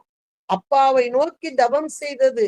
அந்த தவத்தினால் இன்றைக்கு ஆட்பட்டான். முருகப்பெருமானுக்கு முருகப்பெருமானை தாங்கும் தன்மையை இங்கே பெற்றான் என்றால் இவனுடைய தவத்தினால் கிடைத்தது. ஆனாலும் கூட கொஞ்சம் சிரிச்சானோ, முருகா சிரிச்சானா. மயில் சிரிக்கிறதெல்லாம் சாதாரணமானது இல்ல. மயிலே நீ ஏன் சிரிக்கிற அப்படின்னு கேட்டார முருகப்பெருமான். இல்ல முருகா, முதல்ல என்னைய பார்த்து எல்லாரும் பயந்து எனக்கு அடங்கி ஒடுங்கி பணிந்து வணங்கினார்கள், இப்போதும் வணங்குகிறார்கள் என்றார். என்னது இப்ப வணங்குறாங்களா? இப்ப எங்க வணங்குறாங்க அப்படின்னு கேட்டாரா. நீ என் மீது மேல இருக்கிறையே, உன்னை வணங்கினான என்ன வணங்கினான எல்லாம் ஒண்ணுதானே. என்ன ஒரு ஆணவம் பாருங்க. இதான் மல வாசனை என்பது. மலம் போயிட்டு அந்த வேல் பட்ட மாத்திரத்தில் மலம் இரண்டாக வந்தது. ஆனா மல வாசனை என்ற ஒன்று இருக்கு பாருங்க. அதன் வண்ணமாக அங்கே நீ மேல உட்கார்ந்துருக்கேல்ல, அதனால உன்னை வணங்கினான என்ன வணங்கினான என்று சிரித்தாராம். உடனே முருகப்பெருமான் அப்படியே ஒரு தன்னுடைய திருவடியை அங்கே அந்த மயிலின் மீது பதித்தார். திருவடி சார்பு பெற்றதால் மயில் இப்போது அடங்கி நின்றது அப்படின்னு இன்னொரு பாட்டுல எல்லாம் அடுத்தாப்புல வரக்கூடியதுல சொல்வார். தாவடி ஒட்டும் மயிலிலும் தேவர் தலையிலும் என் பாடி ஏட்டிலும் என்பதாக சொல்வார். இப்ப இந்த மயில் மீது வருகிறார் முருகப்பெருமான். அதை இந்த 11வது பாடல்ல சொல்றார் பாருங்க. இந்த மயில் எப்படிப்பட்டதா, ஒரு குதிரையில ஏறி வந்தா அந்த குதிரையை கடிவாளத்தை பிடிச்சு இழுக்கிறது அல்லது ஓங்கி அடிச்சா அது வேகமாக செல்லும். ஆனால் நல்ல பக்குவம் வாய்ந்த குதிரை, நல்ல ஒரு அறிவில் சிறந்த குதிரைனா ஒண்ணு சொல்ல வேண்டாம். இந்த ஏறி உட்கார்ந்து எஜமான ஏறி உட்கார்ந்த உடனே அது அப்படி வேகமாக பறக்கும். அது போன்ற இந்த மயிலாம். இந்த மயில் எப்படிப்பட்டதா, புசை நெகிழா வெற்றி வேலோன் அவுணர் குடர் குழம்ப கசையிடு வாசி விசை கொண்ட வாகன பீலியின் கொத்து அசைபடு கால்பட்டு அசைந்தது மேறு அடியிட என் திசைவரை தூள்பட்டா தூளின் வாரி இடப்பட்டதே என்கிறார். ஏறி உட்கார்ந்த மாத்திரத்திலே குசை நெகிழா வெற்றி வேலோன். அந்த குசைனா அந்த கடுவாட கயிறு, அதை நெகிழ்த்தலாம் இல்ல, பிடிக்கலாம் இல்ல. ஏறி உட்கார்ந்த மாத்திரத்துல வேகமாக அது வேகமா கிளம்புது அப்படின்னா, மயில் கிளம்புது பறக்க போகுது அப்படின்னா முதல்ல அந்த ரெக்கைய அப்படி வீசிய ஒரு பக்கமா அப்படி வீசும் பாருங்க. அத அங்க சொல்றார். அப்படி வீசின மாத்திரத்துல அவுணர் குடர் குழம்ப சொல்லுவாங்கல்ல, பயத்துல அப்பா பயத்துல வயிறெல்லாம் கலக்கிட்டுப்பா அப்படிம்பாங்களே, அது போல அந்த தேவர்கள் இந்த சப்தத்தை கட்ட மாத்திரத்தில், இந்த மயிலின் சப்தம் வேகமாக வந்த மாத்திரத்தில் அந்த அசுரர்கள், அவுணர்கள் என்றால் அசுரர்கள், அவர்களுடைய குடரெல்லாம் குழம்ப கசையிடு வாசி விசை கொண்ட வாகனம், வேகமாக இருக்கக்கூடிய அந்த மயில் வாகனம், அதனுடைய அந்த பீலி, அந்த கொத்து, வாகன பீலியின் கொத்து அசையும் போது கால் பட்டு, கால் என்றால் காற்று, அது வீசும்போது ஒரு காற்று வருது பாருங்க, அந்த கால் பட்டு அசைந்தது மேரு. அந்த மேரு மலையே அப்படியே அசைஞ்சதான், கிடு கிடு நடுங்குதான், அசைந்ததான். ஏன் மேருமலை? அடுத்து இந்த மேருமலை ஏன் அசைய வேண்டும் என்றால், இவ்வளவு காலமும் இந்த மலை நடுவாக இருக்கக்கூடிய பொன்மலை மேருமலை, சுத்தி இருக்கக்கூடிய 8 திசையிலும் 8 மலைகள் அத்தனையும் இப்போது அவுணர்கள் கையில் இருக்கிறது. அதாவது அரக்கர் கூட்டத்தினுடைய பாதுகாப்புல இருக்கு. இப்ப இந்த முருகப்பெருமான் வருகிறார், மயிலின் மீது வருகிறார் என்ற மாத்திரத்திலே இந்த மயிலின் வேகம் கண்டு அவர்களுடைய வயிறெல்லாம் குழம்புது. அதோட நடுவாக இருக்கக்கூடிய மேருமலை, அதுல இருக்கக்கூடிய அவுணர்கள் எல்லாம் அப்படியே அந்த மேரு அசைந்தது என்றால், ஆகா, ஏதோ ஒரு வித்தியாசமான ஒன்று இருக்கிறதே, நம்மை எதிர்ப்பதற்கு யாரோ வருகிறார்களே என்று பயத்தில் நடுங்கியதாம், நடுக்கம் வந்ததாம். அந்த மேரு அசைவடு கால்பட்டு அசைந்தது மேரு, அடியிட என் திசை வரை தூள்பட்ட 8 திசை, ஏன்னா 8 திசையிலே மலை இருக்கு. 8 திசை மலைகளும் தூள் தூளாய் போயிட்டான். 8 திசையிலையும் அந்த அசுரல் கூட்டங்கள் தான் இருக்கு. அத்தனையும் தூள் தூளாகி போயிட்டான். அந்த தூளெல்லாம் எங்க போச்சு அப்படின்னா, வாரி திடப்பட்டதே. வாரி என்றால் கடல். அப்ப அந்த மலைகள் எல்லாம் தூள் தூளாகி பக்கத்துல கடல் இருக்கு. கடல் என்பது கீழா இருக்கும், மலைன்றது உயரமா இருக்கும். அப்ப உயரமான மலை அப்படியே தூள் தூளாக்கியது, கீழான கடல் அப்படியே மேடாகிட்டு.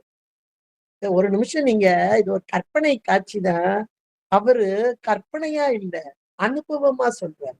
என்ன அனுபவம் அப்படின்னா, இன்றைக்கு உயிர்களாகிய நம்மிடம் இருக்கும் ஆணவம் என்ற ஒன்று. இந்த ஆணவத்தினால் வரக்கூடிய வினைகள், அந்த வினைகள் எப்படிப்பட்டதா இருக்கிறது என்றால், நமக்கு மீண்டும் மீண்டும் மீண்டும் இன்பத்தையும் துன்பத்தையும் மாறி மாறி மாறி கொடுத்து கொண்டே இருக்கிறது. அந்த இன்ப துன்பத்தை அனுபவிக்கும் போது, இன்பம் என்ற போது, அப்பா மலை மேல இருக்காம்பா, உச்சியில இருக்காம்பா, நல்ல அனுபவம்ப்பா அப்படின்னு நம்ம சொல்றோம் இல்லையா? நல்ல செல்வம், நல்ல புகழ், எல்லாவற்றிலும் சிறந்த நிலை. இப்போ மேலான அந்த ஒன்று அப்படியே தூள் தூளாக மாறுதல். இது எல்லாமே நமக்கு இந்த உடம்போடு கூடி உலகத்திலே அனுபவத்திற்கு கொடுப்பவன் இறைவன். நாம் செய்த வினைக்குதான், அடுத்தவங்க செஞ்சது. அப்படிப்பட்ட தூள் தூளாகும் போது கீழே கடல் மட்டத்துல இருக்கு பாருங்க, துன்பமே, நம்ம வாழ்க்கையில இன்பம்லாம் ஒண்ணுமே கிடையாது அப்படின்னு அப்படியே துன்பத்துல இருப்போம் இல்லையா? இப்ப இது மேடாயிட்டு, அது பள்ளமாயிட்டு, இது மேடாயிட்டு. அப்ப பள்ளமாகுது, இது மேடாதுன்னா என்ன அர்த்தம்? சமநிலை வருகிறது. இருவினை ஒப்பு, துன்பம் இன்பம் வந்த போதும் துன்பம் வந்த போதும் இரண்டையும் சமமாக பாவிக்கும் ஒரு நிலை எப்போது வருகிறது என்றால், என்றைக்கு முருகப்பெருமான் மயில் மீது ஏறி இதோ இந்த ஆன்மாக்களை ஆட்கொள்ள கிளம்பி விட்டானோ அன்றைக்கு இருவினை ஒப்பு வருகிறது. நம்முடைய துன்பங்கள் எல்லாம் தூள் தூளாகின்றன. நமக்கு வரும் அத்தனையும் நம்முடைய வினைகளை தீர்ப்பதற்காக இறைவனால் கொடுக்கப்பட்டது என்ற உணர்வு மேலோங்குகிறது என்பதை இந்த பாடல் மிக அழகாக, இது சாதனைகள்ல நம்ம கொண்டு வரணும் இத. ஏன்னா மயில் ஒரு சாதனம். அந்த சாதனம் மூலமாக உயிர்கள் பக்குவ நிலையை அடைய வேண்டும். அது முதல்ல இருவினை ஒப்புதான். அந்த இருவினை ஒப்பு வரும்போதுதான் மலம் பரிபாக அடையுது. ஒரு பக்கம் இருவினை ஒப்பு, இன்னொரு பக்கம் பலபரிபாகம். இந்த 2 வரும்போதுதான் குரு வருகிறார். அதான் ரொம்ப அழகா நமக்கு இந்த 11வது பாடல்ல மயிலோடு சம்பந்தப்படுத்தி அழகாக சொல்லிட்டார். அடுத்த 12வது பாடல்ல பாருங்க, 12வது பாடல்ல சேவலை பற்றி சொல்றார். மயிலை பத்தி இவ்வளவு நேரம் சொன்னார். சேவல் என்பது கொடியாக கொண்ட முருகப்பெருமான், சேவல் கொடியை கொண்ட முருகப்பெருமான். இது சேவல் கொடின்னு போதே நமக்கு எல்லாருக்கும் தெரியும். சேவல் எப்படி கூவும் என்றால், கொக்கு அரக்கோ, கொக்கு அரக்கோ என்பதாக சப்தத்தை எழுப்பக்கூடியது. சேவல் என்றாலே நாதம். நாத விந்து கலாதி நமோ நம என்று பாடுவார். அப்ப சேவல் என்றது நாத தத்துவம். கூரை ஏறி கவுழி பிடிக்காதவன் வானை ஏறி வைகுந்தம் போனானா. நம்ம கிராமத்துல ஒரு எளிமையான ஒரு பழமொழியை சொல்லுவாங்க, கூரை ஏறி கோழி பிடித்தல் அப்படின்றது. கூரை என்பது தத்துவ கூட்டங்களாகிய நாமதான், நாத தத்துவம். அதுதான் கூரை. அத தத்துவத்தை தாண்டணும். இதை தாண்டாதவன் அங்க போறானாக்கும் ஜாமிட்ட அப்படின்னு எவ்வளவு ஒரு உயர்ந்ததை சொல்லிட்டாங்க. இந்த சேவல் என்பது நாத தத்துவ வடிவம். இது எழுப்புகிறது, ஆன்மாக்களை எழுப்புகிறது. எப்படி எழுப்புகிறது? கொக்கு அற கோ என்று எழுப்புறதா? கொக்கரக்கோ. கொக்கு என்றால் தமிழ் சொல்லிலே மாமரம் என்று ஒரு பொருள். அற என்றால் இரண்டாக பிளந்தது. கோ என்றால் முருகப்பெருமான். இந்த முருகப்பெருமான் மாமர வடிவிலே இருந்த இந்த அசுர சம்பத்தை இரண்டாக கீறினான். அதை நினைந்த கோ அதை நினைந்து இங்கே உச்சஸ்தாயிலே எழுப்புகிறது. அந்த அசுர சம்பத்தை நீக்குபவன் இவனே என்று இந்த கொக்கு அற கோ என்று கொக்கரக்கோ என்று சொல்கிறது. அப்ப நம்மகிட்ட இருக்கக்கூடிய அந்த அசுர சம்பத்து என்ற ஆணவமலம் இருள். அடுத்து இன்னொரு பொருள், கொக்கு என்றால் இருள் என்று ஒரு பொருள், அற என்றால் நீக்குதல். அப்ப இருளை நீக்கக்கூடிய கோ ஞான பானு, ஞான சூரியன் இதோ எழும்பி விட்டான், எழுந்து கொள்ளுங்கள், ஆணவ மலத்திலிருந்து மீண்டு கொள்ளுங்கள் என்று சொல்வது போல கொக்கரக்கோ என்று அழகாக கொடியிலே இருந்து நம்மை எழுப்பிக் கொண்டிருக்கிறது. ரொம்ப மிக உயர்ந்த தத்துவத்தை மிக அழகாக நமக்கு வைத்தார்கள். அதுல முருக வழிபாடு என்பது இந்த 6 நாள் வழிபாடு. 6 வகையான பகை, அறுவகை பகை அது வந்ததுக்கு காரணம் ஆணவ மலம், இருள். அந்த இருளை நீக்க வந்த ஞான பானு, ஞான சூரியன், இந்த சூரியனை எழுப்ப வந்த இந்த சேவல் என்பதைத்தான் இந்த பாடல் நமக்கு மிக அழகாக எடுத்து சொல்கிறது. படைபட்ட வேலவன்பால் வந்த வாகை பதாக என்னும் தடைபட்ட சேவல் சிறகடி கொள்ள சலதி கிழிந்து உடைப்பட்டது அண்டகடாகம் உதிர்ந்தது உடுபடலம் இடைப்பட்ட குன்றமும் மாமேறு வெற்பும் இடிப்பட்டவே என்பதாக. அதாவது இந்த ஆன்மாக்களாகிய அது சிறக அடிக்குதான் அடிக்கும் போது இந்த ஆன்மாக்களாகிய நம்முடைய பிறவி என்ற ஒன்று ஒழிய, இந்த பிரபஞ்ச வாசனை போக, தேவலோக இன்பம் நாம் அடைய, அந்த தேவலோக இன்பத்தை நீக்கணும். முதல்ல அந்த பற்று, அந்த தேவலோகத்தை அடையணும். அப்ப பற்று நீங்க யான் எனது என்னும் அகங்காரம் மமகாரம் இதெல்லாம் போகும். இதெல்லாம் நீங்கும் போதுதான் என்ன கிடைக்குது? ஞான பானுவாகி அந்த ஒளி கிடைக்கும். இன்னும் சொல்ல போனா இன்பம் கிடைக்கிறது என்று இந்த பாடல். இது ஒரு சாதனம், இது சாதன அருள். அப்ப மயில் ஒன்று, இந்த ஒன்று, இது ஒரு பக்குவ நிலை. அந்த உயிர்களாகிய நமக்கு பக்குவத்தை தருவதற்காக முதல்ல மயிலுடைய வேகத்தினால மேறு அசைந்தது. 8 திசையில் உள்ள வரைகள் எல்லாம் அங்கே தூள்பட்டது என்று பாடினார். இந்த பாட்டிலும் அந்த சேவல் அது அப்படியே படைபட்ட வேலவன், படைபட்ட வேலவன்பால் வந்த வாகை பதாகை என்னும் தடைபட்ட சேவல் என்று அந்த முருகப்பெருமானிடம் வந்த அந்த சேவல், அது வெற்றியை கொடிய அந்த கொடியிலே இருக்கும் அந்த சேவல் சிறகடிக்க, அந்த சிறகை அடித்த மாத்திரத்தில் அங்கே சலதி கிழிந்தது என்றால் கடல் அப்படியே கிழிந்தது என்று சொல்வார். அப்புறம் அந்த கடாகம் உடைபட்டது, அந்த கடாகம் அண்டம் என்றால் இந்த பிரபஞ்சம் முழுவதும் அங்கே உடைப்பட்டது என்று சொல்லி, அதோட குன்றமும் மாமேறு வெற்பும் இடிபட்டவே என்று அந்த பாடல்ல சொன்ன மாதிரியே இந்த சேவலுக்கும் இது 2மே சாதனைகளாக நம்ம கொள்ளணும். அப்படிப்பட்ட ஒரு பாடலாக்கி கொடுத்தார். அடுத்த பாட்டை பாருங்க, 13வது பாடல்ல ஒரு கிண்கிணி ஓசையை சொல்கிறார். அதாவது மருணகிரி பெருமான் முருகப்பெருமானுக்குரிய பிள்ளைத்தமிழ் பாடலை இவர் பாடல, அவர் பாடியிருக்காரு. ஆனா பிள்ளைத்தமிழை இந்த பாடல்லையே பாத்தீங்கன்னா பிள்ளைத்தமிழுக்குரியது அத்தனையுமே வரும், ஒவ்வொரு பருவத்துக்குரியது மாதிரி. இப்ப இந்த பாடல் பாத்தீங்கன்னா 13வது பாடல். இந்த பாடல் பாத்தீங்கன்னா குழந்தை படுத்திருக்கு. அந்த படுத்திருக்கிறது இடுப்புல நல்ல ஒரு கிங்கினி சப்தம் மாதிரி அணிஞ்சிருக்குது. அது இந்த குழந்தை அந்த தொட்டிலே இங்கே அசையும் பாருங்க. அப்போ ஒரு சப்தம் கேட்கும் பாருங்க, கிங்கினின்னு ஒரு சப்தம் கேட்கும் பாருங்க. கேட்ட மாத்திரத்துல அந்த அசுர கூட்டங்கள்லாம் பயந்து ஓடுதோம். அத சொல்றாரு. ஒருவரை பங்கில் உடையாள் குமாரன் அது ஒரு அருமையான வார்த்தை. அதை அப்படியே ஒரு பிராக்கெட்ல கூட வச்சுக்கோங்க. ஒருவரை பங்கில் உடையாள். ஒருவர் என்றால் இறைவன் எம்பெருமான் சிவத்தை ஒரு பாகமாக கொண்ட அம்மை. அப்ப அம்மை அப்பனான கோலம், அர்த்தநாரீஸ்வர கோலம் என்று கூட சொல்லலாம். ஏன்னா இதுதான் எல்லாவற்றிற்கும் மேலான முன்பாக உள்ள கோலம் என்று நமக்கு மாணிக்கவாசகர் ரொம்ப அழகா எடுத்து சொல்வார். இங்க ஒருவரை பங்கில் உடையாள் குமாரன். குமாரன் நடுவுல இருக்கிறார்.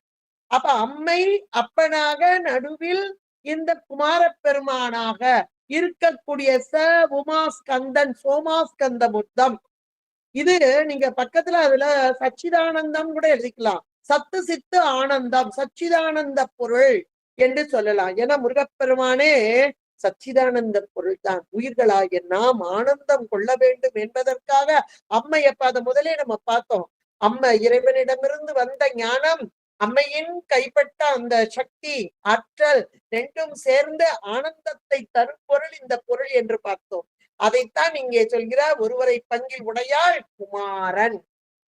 அவன் உடைமணி. உடைமணி என்பது அந்த இடுப்பிலே அடியக்கூடிய ஒரு வகையான ஓசை எழுப்பக்கூடியது.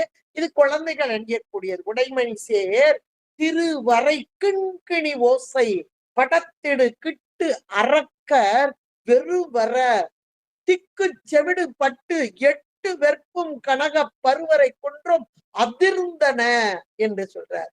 அப்ப அந்த முதலே நம்ம பார்த்தோம், அந்த மேருமலை சுத்தி இருக்கிற 8 திசையில இருக்க 8 மலைகள், இவையெல்லாம் அசுர கூட்டத்தின் கையில் இருக்கிறது. அப்ப அந்த அசுர கூட்டம் எல்லாம் இந்த கிண்கிணி ஓசையை கேட்ட மாத்திரத்திலே திடுக்கிட்டு பயந்து நடுங்குகிறார்களாம். அப்படி அந்த திசைகள் எல்லாம் செவிடு பட்டு வெற்பும் 8 வெற்பும் செவிடு 8 வெற்பும் கனக பருவரை மேருமலையும் அதிர்ந்தனம், பயந்து நடுங்கியதாம். அத்தனையும் அதிர்ந்தனம். இந்த அசுர கூட்டங்களுக்கெல்லாம் பயத்தை செலுத்தியது இன்னொருத்தவங்க இருக்காங்களே, தேவர்கள். அவர்களுடைய பயம் கெட்டது. அப்ப தேவர்களுடைய பயம், அப்பாடா வந்துட்டுப்பா அந்த குழந்தை, இந்த சப்தம் கேக்குது, கிங்கிணி சப்தம் கேக்குது, கேட்ட மாத்திரத்துல ஆகா இந்த குழந்தை வந்துட்டு இது நமக்கு நன்மை செய்ய போகிறது என்று ரொம்ப சந்தோஷமா இருக்கிறாங்க தேவாதி தேவர்கள் எல்லாம். ஆனால் அசுர கூட்டங்களோ பயந்து நடுங்கக்கூடியதாக இருக்கிறது என்று அந்த முருகப்பெருமான் இடுப்பில் அணிந்திருக்கும் கிண்கிணியை பற்றி மிக அழகாக சொல்கிறார். அடுத்து 13வது பாடல்ல ஒரு அருமையான அந்த வாழ்க்கையில உள்ள கூத்து, வாழ்க்கை கூத்து அப்படிம்பாங்க. அத ரொம்ப அழகா சொல்றார். குப்பாச வாழ்க்கையுள் கூத்தாடும் ஐவரில் பொற்பு அடைந்த இப்பாச நெஞ்சினை ஈடேற்றுவாய். 4 வெற்பும் அப்பாதியாய் விழ மேருவும் குலுங்க விண்ணோரும் உய்ய சப்பானி கொட்டிய கை 6 உடை சண்முகனே என்கிறார். இது ஒரு அருமையான, இப்ப வரிசையா சொன்னதெல்லாம் மயில், சேவல், அப்புறம் குழந்தை வடிவில் வந்த இந்த குமரப்பெருமான், அவருடைய கிண்கிணி ஓசை, அது எல்லாமே இந்த அசுரர்களுக்கு பயத்தை கொடுக்கும் வண்ணமாக என்று சொன்னார். இந்த பாடலிலும் ரொம்ப அழகா சொல்றார். குப்பாச வாழ்க்கையுள், இந்த உலகம், பூ என்றால் உலகம், இந்த உலகத்திலே பாசங்களோடு கூடிய வாழ்க்கை. பாசம் என்றால் கயிறு, கயிறோடு கட்டப்பட்டு இருக்கிறோம். அதுல வாரியார் சுவாமிகள் ரொம்ப அழகா சொல்லுவாங்க, இந்த பசுமாடு ரொம்ப அமைதியானது, ஒரே ஒரு கயிறு போதும். அந்த குதிரையோ 2 கயிறு வேணும். யானைக்கு 3 கால்லையும் விளக்கு போடுவாங்க. ஊஞ்சல் ஆடும் போது 4 பக்கமும் சங்கிலி இருக்கும். ஆனா நமக்கு 5 பொறிகள், 5 புலன்கள், 5 கயிறு வேண்டியிருக்கும். பாசம் என்றால் கயிறு. இந்த உலக வாழ்க்கையிலே கூ என்றால் உலகம், பாசம் என்றால் கயிறு. இந்த வாழ்க்கையில் கூத்தாடும் ஐவரில் பொற்பு அடைந்த இப்பாச நெஞ்சு, இந்த 5 பேரோட சேர்ந்து அப்பா போதும்டா சாமிகளா அப்படின்னு வருது பாருங்க. இந்த பகைவர்கள் அது எங்க கொண்டு போய் விடுறாங்க? பாச நெஞ்சினை ஈடேற்றுவாய், மீண்டும் மீண்டும் மீண்டும் பிறவி சூழலுக்குள் கொண்டு வந்து விடக்கூடிய இந்த 5 பேர் என்று சொல்லக்கூடியது. 5 பேரோட சேர்ந்துதானே மீண்டும் மாயை. இந்த மாயையோடு சேர்ந்து நமக்கு வினைக்கு ஈடாக மீண்டும் மீண்டும் மீண்டும் வினைகளை இட்டிக்கொண்டு அந்த வினையின் பயனாக மீண்டும் பிறவிக்குள் வந்து கொண்டிருக்கிறோம். இதை நீக்குவது யார் என்றால் இந்த முருகப்பெருமானே. அந்த முருகப்பெருமான் எப்படி வருகிறாரா? 2-4-8 வெற்பு மலை 2-4 வெற்பும் அப்பாதியாய் விழ 8 மலைகளும் அப்படி தூர்ந்து விழுகுது. மேருவும் குலுங்க நடுநாயகமாக இருக்கக்கூடிய மேருமலையும் அசையக்கூடிய விண்ணோரும் உய்ய தேவாதி தேவர்கள் எல்லாம் உய்யும் வண்ணமாக சப்பாணி, பாணி என்றால் கை, சப்பாணி என்றால் 2 கரங்களை வைத்து இந்த குழந்தை கொஞ்சம் முதல்ல தொட்டில்ல கிடந்த குழந்தை, அதுல இடுப்புல போட்டிருந்த சப்தம் அந்த கிங்கினியா வந்துச்சு. ஆனா இந்த குழந்தை கொஞ்சம் வளர்ந்துட்டு உட்கார ஆரம்பிச்சுட்டு, உட்கார்ந்த குழந்தைதான் இந்த கைகளை நல்லா இப்போ கைய பார்க்க ஆரம்பிக்கும். அந்த கைய பார்த்தோன்னே அது முதல்ல கைய அப்படி இருக்க மூடிக்கிட்டு இருக்கும். கை அவ்வளவெல்லாம் செயல்படாது. அப்புறம் கொஞ்சம் நாளாக இந்த குழந்தைக்கு கையை அப்படியே விரிக்க ஆரம்பிச்சிடும். இந்த கைய வச்சு அப்படி தட்டி தட்டி தட்டி பார்க்கும். கைய வச்சு தட்டி பார்க்க ஆரம்பிச்சிடும். அப்படி சப்பு என்று பாணி கைகளை வைத்து அப்படி கொட்ட ஆரம்பிக்கும். அதான் சப்பாணி பருவம் என்று சொல்வது. அப்படி சப்பாணி இந்த சப்தம் கட்ட மாத்திரத்திலே சப்பானிய கொட்டிய, அதுவும் எப்படி 6-2-12 கரங்களை வைத்து சப்பானி கொட்டிய மாத்திரத்திலே சுற்றி இருந்த அசுர கூட்டங்கள் எல்லாம் நடுங்கி வேரோடு வீழ்ந்தது என்றால் அப்படிப்பட்ட ஷண்முகனே என்கிறார். ஷண் என்றால் 6, முகன் என்றால் 6 முகச் சிவமாக, 5 முகச் சிவம் இங்கே 6 முகச் சிவமாக உயிர்களாகிய நம்முடைய மலங்களை நீக்குவதற்காக மாயை, கண்மம், ஆணவம் இந்த 3 தான் அசுர கூட்டங்களாக மிக உயர்ந்த தத்துவத்தை மிக எளிமையாக புராணங்களாக வரலாறாக நமக்கு ஆக்கி தந்திருக்கிறார்கள். இந்த 6 நாளும் 6 வகையான பகையை நீக்க வந்த 6 முகச் சிவம் இவன் என்பதை உணர்ந்து கொண்டால், இந்த தத்துவத்தை உணர்ந்து கொண்டால் 6 நாட்களும் உண்ணாமல் உறங்காமல் விரதம் இருத்தல் என்பது எண்ணாமல் இருக்க வேண்டும். எதை எண்ணாமல் என்றால், என்னால் எல்லாம் முடியும் என்ற எண்ணம் இல்லாமல், எல்லாம் இழந்த நலம் சொல்லாய் முருகா என்று அவருடைய திருவடி சார்பு பெற்றுவிட்டால் எல்லா வாழ்க்கையில் எல்லா நலன்களையும் வளங்களையும் பெறலாம் என்று அருணகிரி பெருமான் மிக அருமையாக இந்த அலங்கார பாடல் மூலமாக முருகப்பெருமானின் பெருமைகளை சொல்வதோடு உயிர்களாகிய நாம் வாழ வேண்டிய வாழ்க்கையை இங்கே படமாக்கி தந்திருக்கிறார். அவர் பெற்ற இன்பத்தை தந்தார், ஆனந்த தேனை அவர் அடைந்தார். அதை தெளிய 6 முகமாக வந்த தேசிகன் உணர்த்தியதை நமக்கு எடுத்து சொன்னார். சண்முகனாக இங்கே வந்த தன்மையை சொன்னார்.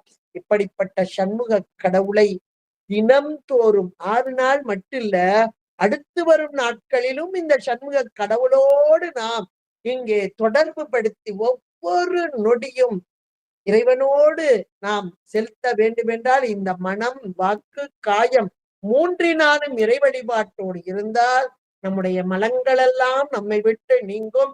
இறை சார்பு பெறுவோம். மேலான அந்த தெய்வீக வளம் வாழ்க்கை நமக்கு கிடைக்கும் என்பதை கூறக்கூடிய இந்த சஷ்டி விரத நாட்களிலே நாம் அந்த முருகப்பெருமானையே நினைந்து அந்த முருகனுக்கு அடிமை நாங்கள் என்று முருகன் அடிமையாக வாழ்ந்தோமே ஆனால் மிக உயர்ந்த வாழ்க்கையை நாம் வாழலாம் என்று கூறிக்கொண்டு, அடியேனையும் ஒரு பொருளாக கொண்டு இந்த அப்பர் அருள்நெறி மன்றம் அதிலே சாந்தாம்மா அவர்கள் அடியேனையும் பொருளாக கொண்டு இந்த விளக்க உரையை தருவதற்கு வாய்ப்பளித்த நல்ல உள்ளங்களுக்கு நன்றி கூறி திருவருளுக்கும் குருவருளுக்கும் இதுகாரும் கேட்டு மகிழ்ந்த அனைத்து அன்பர் உள்ளங்களின் பொற்பாதம் பணிந்து உங்களிடமிருந்து விடைபெறுகிறேன். நன்றி, வணக்கம். திருச்சிற்றம்பலம். ஹர பார்வதி பதே ஹர மகாதேவா. தென்னாடுடைய சிவனே போற்றி, எந்நாட்டவர்க்கும் இறைவா போற்றி. திருச்சிற்றம்பலம்.